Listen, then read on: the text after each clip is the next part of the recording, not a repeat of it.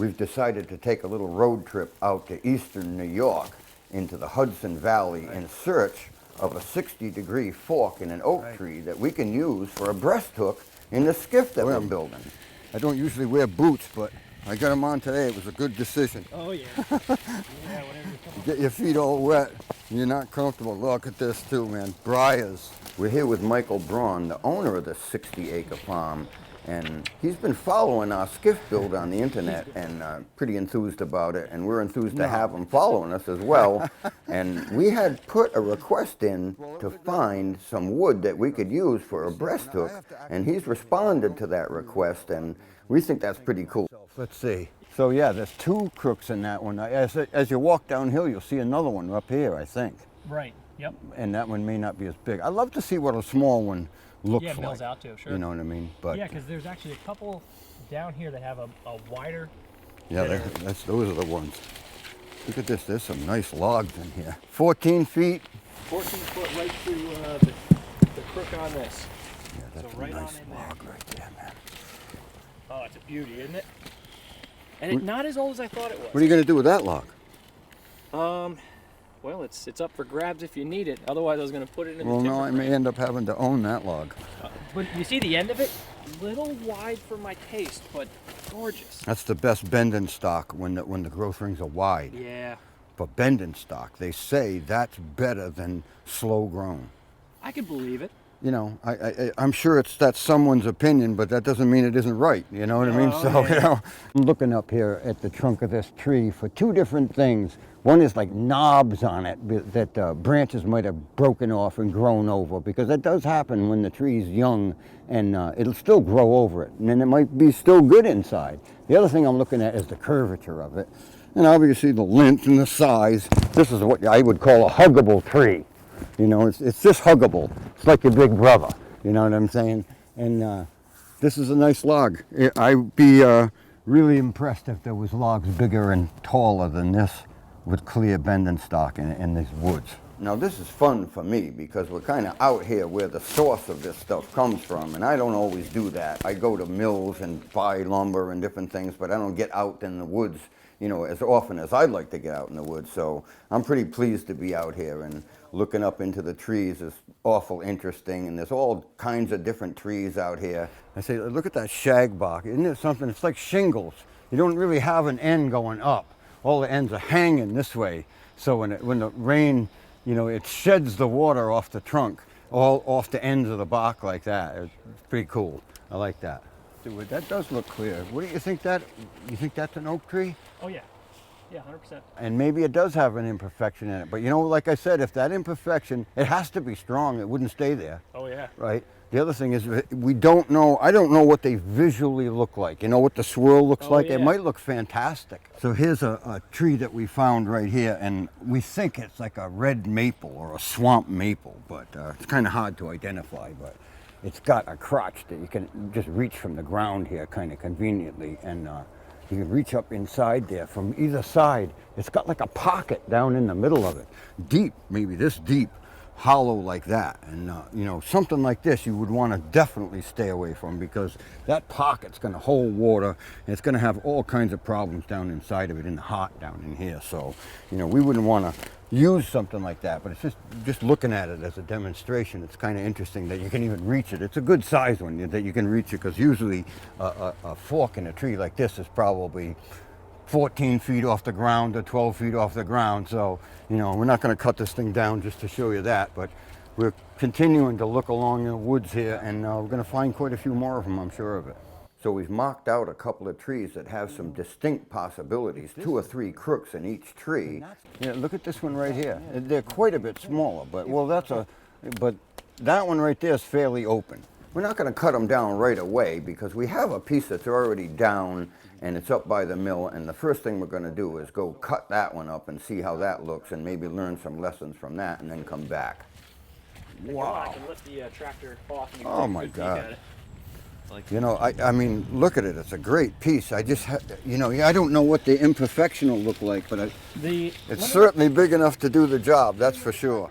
About getting multiples out. If you complicate it too much, yeah, then you don't get any. then you don't get any. Yep. You might want to center. You have to Yeah. If you know, because if you center it, it's going to shrink a lot less for me too. Oh, sure, yeah. This is kind of like the indication of a imperfection inside on one side, but I'll bet you the other side doesn't have that. I'm not sure. The other side actually has a it has a remnant of an old branch on there. I think the only thing safe to do is to center it. Yeah. Don't you think so? I mean, Yeah, it wastes a lot of lumber, but I would bet you Yeah. that if you wanted to take it from one side or the other side, you'd be Yeah, chancy. Exactly, because I think if we even just take off, just slight down, you know, inch, right down till we're getting to where we want to be, and then center. That way you get to look at it progressively as you saw. That sounds great. So there's a distinct possibility that this could become the breast hook right here.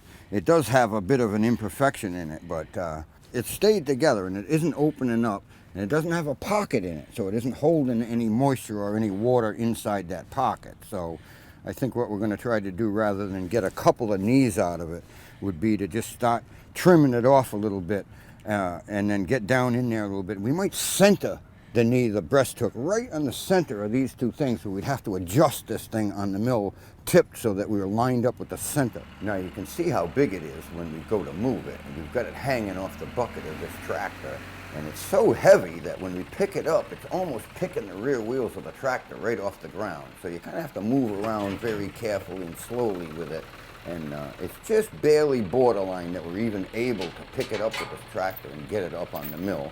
But we're able to do it. And we've got it sitting down on the mill here at this point, and we're just going to back the tractor up and unleash the chains. In order to help move this log into position, we're going to use a cant hook here. Never mind a cant hook, it's a real long cant hook. And it rolls the log for us. We're kind of deciding how we want it rolled into position. Once we figure that out, then we're going to shuffle it sideways a little bit and line it up with the center of the mill the way we want it. And we know already that it's wider than the mill even is. We can't cut it, it's too wide. So we're going to slice off a couple of pieces at the top, narrow the thing up, and get it so that it fits inside of this mill. This is a very, very small hand-operated mill.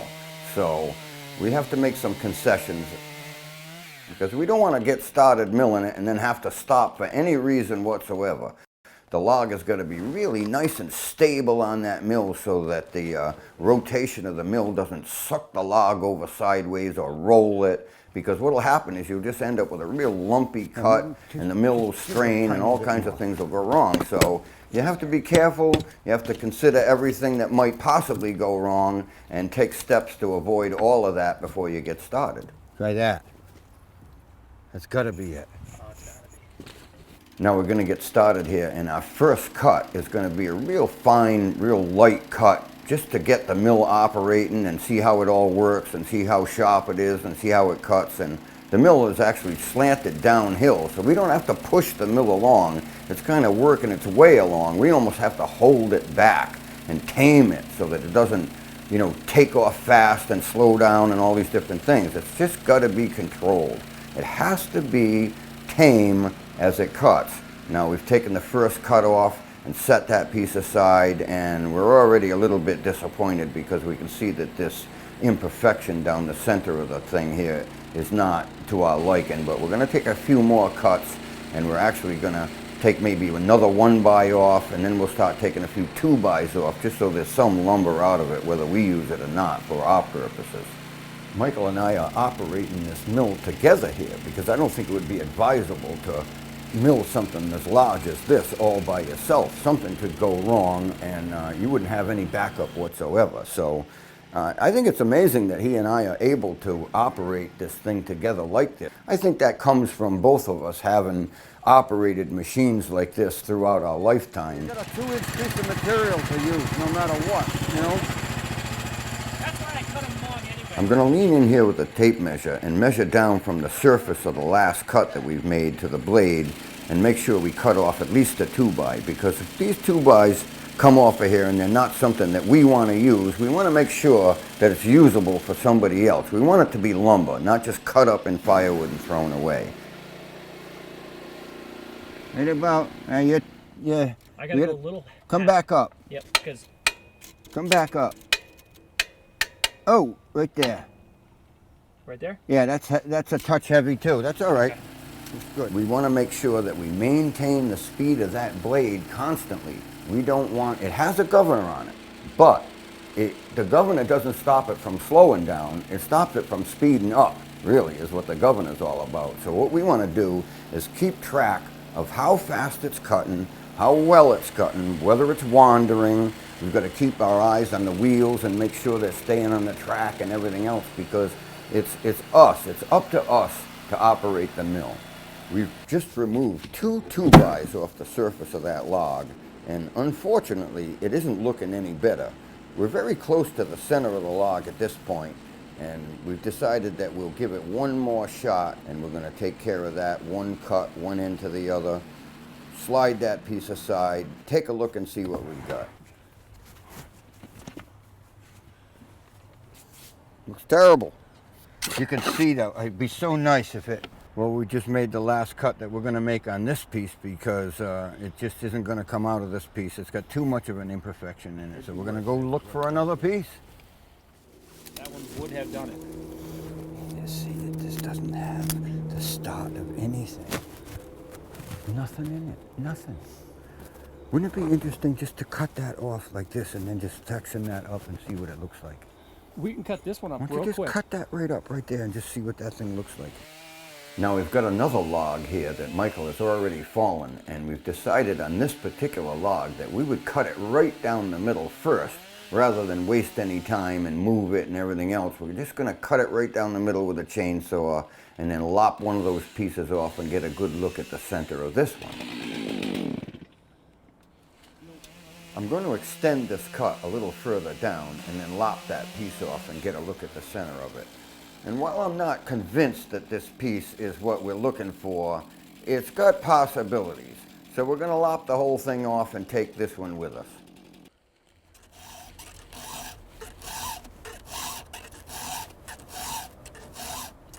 I'm giving this chainsaw a little touch up here out in the woods. I don't even have a stump vise or a bench vise or anything.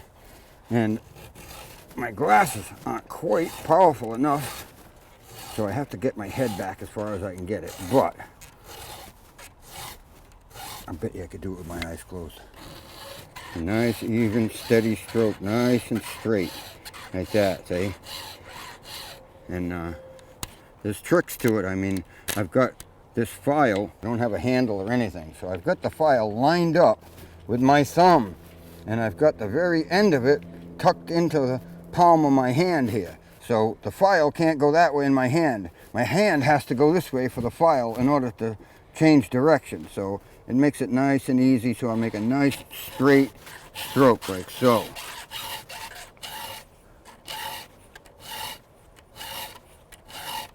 Now we're going to drop a couple of pretty good sized trees with this chain. So we want it to be nice and sharp, because anything other than perfectly sharp would be pretty much a waste of time. So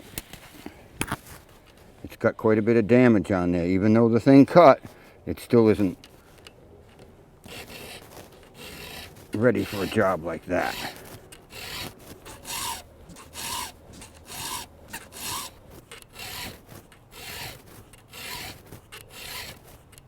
Now I'm filing it until I can see all the damage on the end of that tooth disappear, because it's got quite a bit. So, I mean, you can file it a little bit, but you really haven't done anything. You got to file it enough in order to get past that damage. I have to time, you know, that shake, you know, everything. It's twisting, it's shaking. That's good. Now that saw is about as sharp as we can get it right here in the woods. And we're going to fell this tree that we've marked out earlier. And he's going to start by cutting a fellows notch in one side of it. And that's to direct the tree in the direction that you want it to fall. Once that's been done, he's going to go around to the other side of it and make that final cut, and down she's going to come.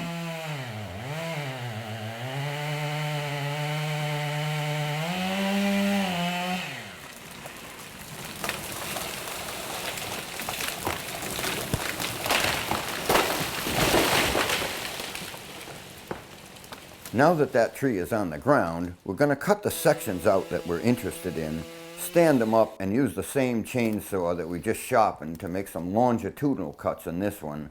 It's funny, see, that doesn't look like it grows in.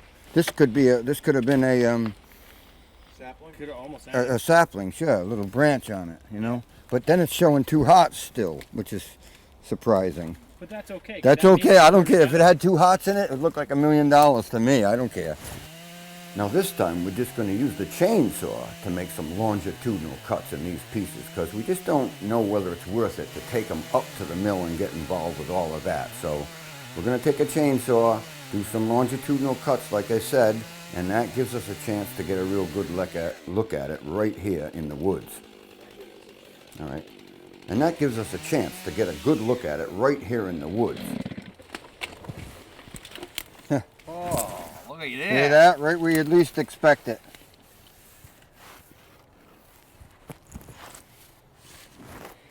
I can hardly believe it. That's as red oak gets right there. Yeah. Yeah, looks like a knee right in there. That's kind of nice and round in there. I mean, I wonder what happens. You could take another slab off the other side. But make it over 3 inches. We're making sawdust. I just don't quite know what to say. It looks so different somehow than I thought, especially seeing these 2 hearts come up like that, you know.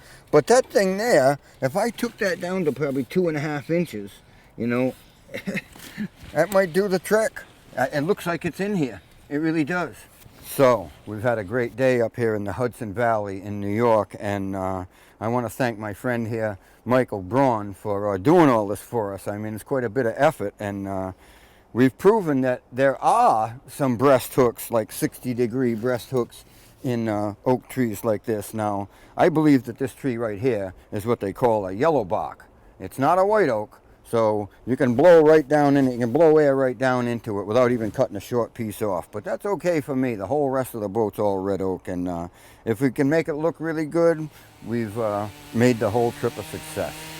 No, I can't seem to stop myself, so we're going to cut one more out and get a good look at it, because we just want to make sure we go home with 2 or 3 different possibilities. That's what we've been looking for right there.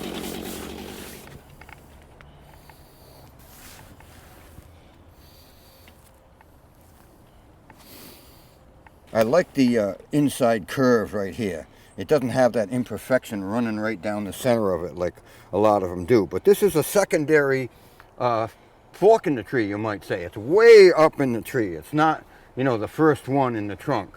Because as I look around the woods here, it just looks like the first ones have all got that imperfection, and the possibilities are all in these. You know, if you were to look up at these oak trees and find more up higher, you might have a possibility of getting some more that look like this. This is what I've been looking for right here. Oh yeah, this is beautiful. We can't thank Michael enough because we've really gone through quite an effort here to do what we've done, and he's taken his time, and I just think it's fantastic. It's great to meet somebody new, somebody friendly, and somebody that we're going to do some more business with. So he's going to keep his eye out. We've thrown the pieces on the truck that we want to use, and we're headed back to the shop.